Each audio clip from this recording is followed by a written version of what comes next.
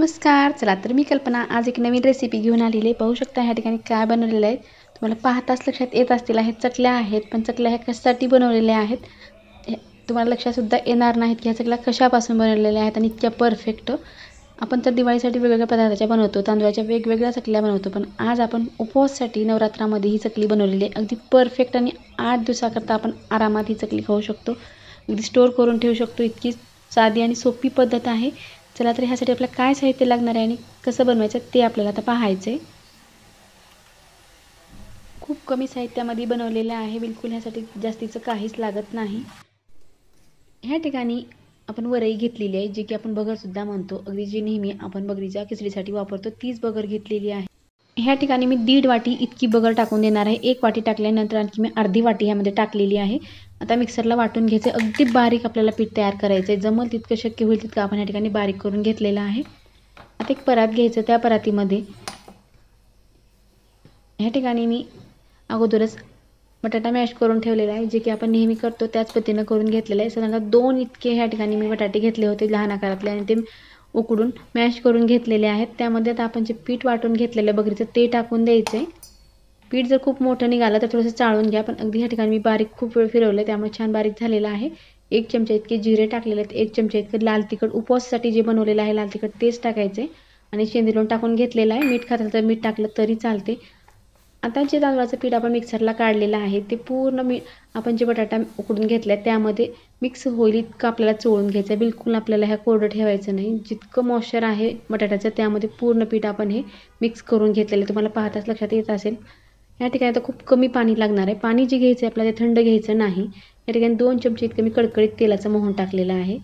पाणी जे घेतलेलं आहे ते पाणी उकळून घेतलेलं आहे. गरम पाणी आहे. हे थंड पाणी घ्यायचं नाही कारण बगर आहे आपण भाजलेली सुद्धा नाही. त्यामुळे आपल्याला थोडंसं गरम पाणी टाकून मळून घ्यायचं आहे, जे की चकल्या बनवते वेळेस तुटणार नाहीत.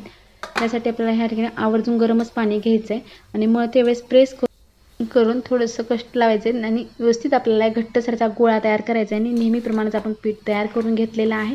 जास्तीचं पण घट्ट नाही, जास्त पण सैलसर नाही, मीडियम आपण ह्या ठिकाणी पीठ मळून घेतलेलं आहे. आता बगरीचं व्यवस्थित आपलं हे पीठ बनवून तयार झालेलं आहे. तांदूळ जर जुना असेल तर थोडंसं गरम पाणी जास्तीचं टाका. या ठिकाणी आता आपण गॅसवरती कढई ठेवली आहे. तेल टाकून घेतलं आहे. तेल गरम होण्यासाठी ठेवलं आहे. तेल गरम होईपर्यंत ह्या ठिकाणी आपण चकलीचा साचा घेतलेला आहे आणि त्यामध्ये जे पीठ तयार केलं ते पीठ टाकून द्यायचं आहे. आता आपल्याला छान चकल्या बनवून घ्यायच्या. लहान मोठ्या कुठल्याही आकारात बनवा. अगदी परफेक्ट ह्या चकल्या बनतात. बिलकुल ह्या तुटत नाहीत. जशा पाहिजे तशा आपल्या ह्या चकल्या बनवू शकतो. 8 दिवसाकरता आरामात ह्या टिकतात. काहीच होत नाही. अगदी फटाफट चकल्या बनवून तयार झालेल्या आहेत. आता ह्या चकल्या बनवून घेतलं की आता आपलं तोपर्यंत तेल गरम झालेलं आहे. तेल गरम झालं की चेक करायचं आणि आपण ज्या चकल्या बनवल्या त्या आपल्याला तळते वेळेसुद्धा एक आपल्याला ट्रिक लक्षात ठेवायचे. ते पुढे मी सांगेनच.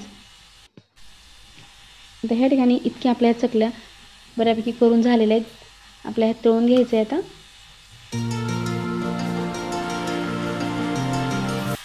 तेल गरम करते वेळेस कडकडीतच गरम करायचं आहे. तेल आपल्या थंड थोडं मिडियम ठेवायचं नाही कारण ह्यामध्ये आपण जो बटाटा घातला आहे त्यामध्ये मॉइश्चर असतं. त्यामुळे तळण्यासाठी वेळ लागतो किंवा कढईला खाली जाऊन चिटकण्याची शक्यता असते. त्यामुळे तेल छान कडकडीत गरम झालं की चकली लगेच वरी येते आणि बुडबुडे जे आहेत ते कमी झाले की आपल्याला उलटून टाकायचं आहे. चकली पलटते वेळेस आपल्याला लगेच पलटायची नाही किंवा झारा फिरवायचा नाही. 1-2 मिनटाकरता असंच ठेवायचं आणि जेव्हा त्याचे बुडबुडे कमी होतात त्यावेळेस आपल्याला ही चकली उलटून टाकायची आणि गॅस मिडियम ठेवूनच आपल्याला चकल्या तळायच्या आहेत. गॅस फुल करून चकली तळायची नाही. जर फुल करून तळलं तर वरून तळेल आणि आतमध्ये नरम राहील आणि नंतर जेव्हा आपण करून ठेवतो तेव्हा त्या नरम होण्याची शक्यता असते. त्यामुळे गॅस मिडियम ठेवूनच आपल्याला व्यवस्थित ह्या चकल्या तळून घ्यायच्या आहेत. आता तुम्हाला पाहताच लक्षात येत असेल रंगावरून की आपल्या ह्या चकल्या किती कुरकुरीत तळलेल्या आहेत आणि रंग पण सुरेख आलेला आहे. आता ह्या चकल्या आपल्याला बाहेर काढून घ्यायचं आहे आणि दुसऱ्या चकल्या आपल्याला बनवून घ्यायचं आहे. ह्या ठिकाणी मी एक मोठी चकली बनवते. प्रत्येक वेळेस माझी एक ट्रिक आहे की मला मोठी चकली एक बनवायला आवडते. कुठल्याही चकल्या बनवलं तर त्यामध्ये मी एक मोठी चकली आवर्जून बनवते की मला आवडते आणि मुलांनाही आवडते. अगदी ती तुटत नाही, परफेक्ट बनते.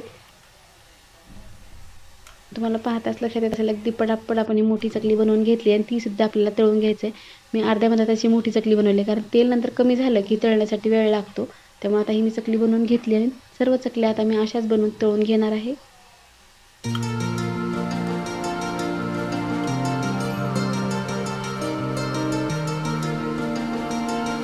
उपवास असो अगर नसो सर्वांनाच ह्या चकल्या आवडणार. तुम्ही नक्की ट्राय करून पहा. एकदा तरी ह्या चकल्या नवरात्रामध्ये नक्की बनवून ठेवा. घरातल्या सर्वांना अशा चकल्या आवडतील आणि आवर्जून चकल्या ह्या सगळ्यांनी आवडीने खातील. तुम्ही नक्की ट्राय करून पहा किंवा कमेंटमध्ये सांगायला विसरू नका की ह्या चकल्या कशा झाल्या आहेत आणि तुम्ही चकल्या कशा बनवता ते सुद्धा कमेंटमध्ये सांगा. किंवा दिवाळीसाठी तुम्हाला कुठले पदार्थ पाहिजे असतील ते सुद्धा कमेंटमध्ये सांगा. नक्की दाखवण्याचा प्रयत्न केला जाईल. ह्या ठिकाणी अगदी सुरेख रंगामध्ये कुरकुरीत क्रिस्पी आपल्या ह्या चकल्या बनवून तयार झालेल्या आहेत. मी आता पूर्ण प्लेटमध्ये काढून घेते.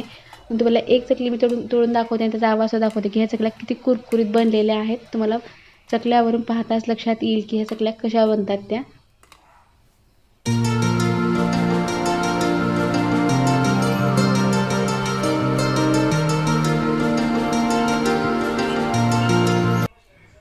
अगदी गोल गरगरीत आपल्या चकल्या व्यवस्थित बनवून तयार झाल्या आहेत. तुम्हाला ह्या चकल्या कशा वाटल्या नक्की कमेंट करून सांगा. चकल्यामध्ये अगदी छान पोकळीसुद्धा तयार झालेली, अगदी कुरकुरीत क्रिस्पी. आणखी तर हे गरमच आहे, थंड झाल्यानंतर आणखीन कुरकुरीत होतात. तुम्ही नक्की ट्राय करून पहा. व्हिडिओ पाहिल्याबद्दल धन्यवाद. पुन्हा भेटूया अशाच एका नवीन रेसिपीसोबत.